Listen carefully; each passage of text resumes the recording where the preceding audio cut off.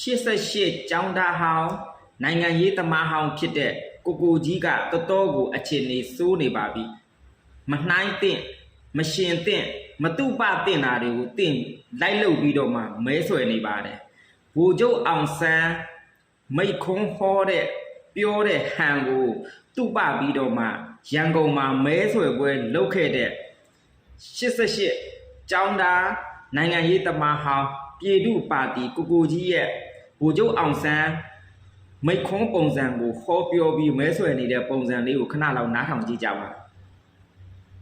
ရွယ်ချိန်နေမှာကိုကြီးပေါ်တိုးတဲ့အောင်လုံနိုင်တဲ့အခွင့်အလမ်းတွေအားလုံးကိုကျွတ်လွတ်ပြီးတော့နိုင်ငံကိုပြုပြင်ပြောင်းလဲဖို့အကြမ်းမဖက်နိုင်ငံရေးနည်းလမ်းနဲ့ဆောင်ရွက်ဆောင်ရွက်တဲ့အခါမှာပြောပြရှိကျွန်တော်တို့ဟိုလိုကတခင်ပေါက်တာ66လောက်အဲ့တော့နေချက်တိုင်းတစ်ပါးအင်းလိုက်လဲအောင်ပါနိုင်ငံရေးလောက်တာတခင်ပေါက်တာ66လောက်ပြန်ပြောရင်ဒီကြတော်ဖြစ်ခင်ဗျားတို့ရှေ့မှာကျွန်တော်ရောက်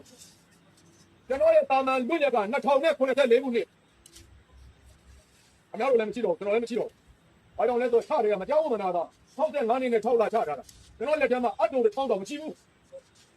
အဲ့ဒါလိုကာလာကြီးကိုဖြတ်ခဲ့တဲ့အခါကျတော့ကျွန်တော်တို့ကနိုင်ငံပြုပြင်ပြောင်းလဲဖို့အတွက်ဘဝတွေပေးဆက်ပြီးတော့လုပ်နေတာကအဲ့ဒါကိုစော်ကားတိုက်ခိုက်လာတဲ့အဲ့ဒီ lobby အုပ်စုကိုလည်းကျွန်တော်ကတက်တာပဲပြောရလိမ့်နိုင်ငံရေးပလက်ဖောင်းကိုဖျက်ဆီးမပြစ်နဲ့လို့အဲ့ဒီလူတွေကိုလည်းကျွန်တော်ပြောရလိမ့်ကျွန်တော်တို့တိုင်းဆိုတိုက်ခိုက်ချင်းချောက်ခံပြီးတော့ဟလာအခက်မပြည့်ရင်လည်းဒီဘက်မှာကဟလာမယုံတင်တာနဲ့စစ်မေးတာဖမ်းဆီးတာခံကောင်းလည်းခံရတယ်အဲ့ဒီအနေအထားတွေမှာ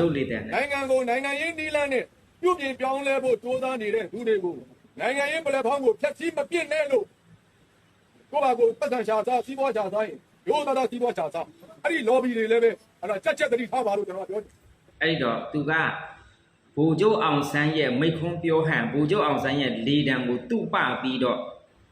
မဲဆွယ်ယုံမကဘူးဒီနိုင်ငံရေးတက်ကြွလှုပ်ရှားသူမီဒီယာတွေကိုပါသူကတခါတည်းချင်းချောက်သွားတယ်အဲ့တော့ဒါကအာနာရှင်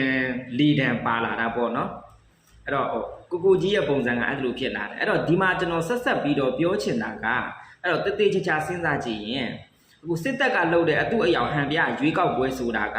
ဒီအာဏာသိမ်းထားတဲ့စစ်တပ်စစ်ဗိုလ်ချုပ်တွေကနိုင်ငံတကာကပိတ်ဆို့ထားတဲ့နော်ကုလသမဂ္ဂကိုစားပြုခွင့်မရတဲ့ဒီအာဏာသိမ်းအကြမ်းဖက်အဆင့်ကနေပြီးတော့မှတရားဝင်အာဏာရှင်အစိုးရဖြစ်သွားဖို့အတွက်လမ်းခင်းပေးတဲ့အတူအယောင်ဟန်ပြရွေးကောက်ပွဲဖြစ်နေတယ်အဲ့ဒီတော့ဒီရွေးကောက်ပွဲမှာဝင်ပြိုင်တဲ့နော်ဒီမလောက်လေးမလောက်စားကိုကြီးတို့လိုတက်ခိုင်တို့လိုပေါက်ပန်း40ပါတီတွေ3-4-5ယောက်လွှတ်တော်ထဲရောက်သွားလို့ရောအဲ့ဒီလွှတ်တော်ကဘာလို့ရမှာလဲအရာအလုံးကိုစစ်တပ်ကပဲဆုံးဖြတ်တယ်စစ်တပ်ကပဲကင်တွယ်တယ်စစ်တပ်ကပဲလုပ်မယ်တော့သူတို့ကိုအိမ်လွတ်ခုံအလွတ်မှာဝင်ထိုင်ခိုင်းတဲ့ပုံစံလောက်ပဲဖြစ်မနေဘူးလားတော့အဲ့ဒါလောက်ကိုတော့ကိုကြီးကနားလည်ဖို့လိုတယ်ပြီးတော့နောက်တစ်ခုပြောချင်တာကဒီတေးချာကျွန်တော်တို့ဆက်ပြီးတော့စဉ်းစားကြည့်ရင်ဒီကိုကြီးရဲ့အဆင့်အတန်းကိုကြီးရဲ့နိုင်ငံရေးဖြတ်တန်းမှုပုံရိပ်ကိုကြီးရဲ့ဒီဩဇာကိုကြီးရဲ့ဒီပိုင်ဆိုင်မှုချမ်းသာကြွယ်ဝမှုငွေကြွေးသုံးစွဲနိုင်မှုဟာဒီပြည်ထောင်စုအဆင့်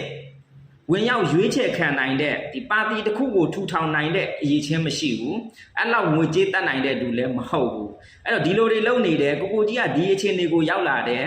ဒီစစ်တပ်ကအာဏာသိမ်းထားတဲ့ကာလမှာဒီအခြေအနေကိုရောက်လာအောင်ဒီပြည်ထောင်စုပါတီဖြစ်လာအောင်ဘသူကငွေကြေးပံ့ပိုးထားတာလဲဘသူကဒီအိမ်ဖြစ်ကစားဖို့အတွက်ငွေကြေးထုတ်ပေးထားတယ်လဲဆိုတာကျွန်တော်တို့စဉ်းစားကြည့်ရင်သိနိုင်ပါတယ်เนาะအဲ့တော့ကိုကြီးကပြည်သူလူထုကိုတစ္ဆာဖောက်ယုံတယ်မကဘူးအာနာရှင်ကိုပါထမ်းပိုးနေတယ်ဆိုတာသိကြတယ်အဲ့တော့ကိုကြီးကပြည်သူလူထုရဲ့တကယ့်တစ္ဆာဖောက်စစ်ကြီး